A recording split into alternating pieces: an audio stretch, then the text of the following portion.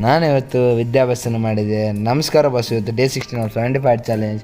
ನಾನು ಮೊದಲು 150 ಪುಷಪ್ಸನ್ನು ಮಾಡಿದೆ.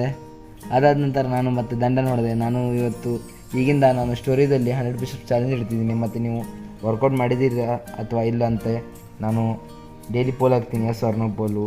ಮೊದಲು ನಾನು ಫ್ರಂಟ್ ರೇಸ್ 45 ಮಾಡಿದೆ. ಅದಾದ ನಂತರ ನಾನು ಸಿಲೆಕ್ಸ್ 45 ಮಾಡಿದೆ. ಸಿಲೆಕ್ಸ್ ಮಾಡೋದಾದ ನಂತರ ನಾನು ಲ್ಯಾಟರಲ್ ರೇಸಸ್ 45 ಮಾಡಿದೆ. ಇವತ್ತು ನಾನು ಶೋಲ್ಡರ್ ಟ್ರೈನ್ ಮಾಡಿ ಮತ್ತು ಅದ್ರ ಮೇಲೆ ನಾನು ಸ್ವಲ್ಪ ನೀರು ಕುಡಿದಾದ ನಂತರ ನಾನು ಫ್ರಂಟ್ ಪ್ರೆಸ್ ಮಾಡಿದೆ ಇಟ್ಟಿಂಗಿ ತೊಗೊಂಡು.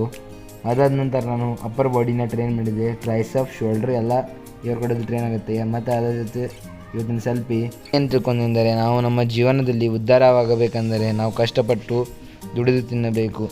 ನಾವು ಯಾವ ಅಡ್ಡ ದಾರಿಯನ್ನು ಹಿಡಿಯಬಾರದು. ನಾವು ಯಾವತ್ತಿಗೂ ಕಷ್ಟಪಟ್ಟೆ ಮುಂದೆ ಹೋಗಬೇಕು. ಇದ್ರ ಜೊತೆ ನನ್ನ ಎಲ್ಲ ಟಾಸ್ಕ್ ಮುಗಿದವು. ಎಲ್ಲರೂ ಹೇಳಿ ಜೈ ಶ್ರೀರಾಮ್.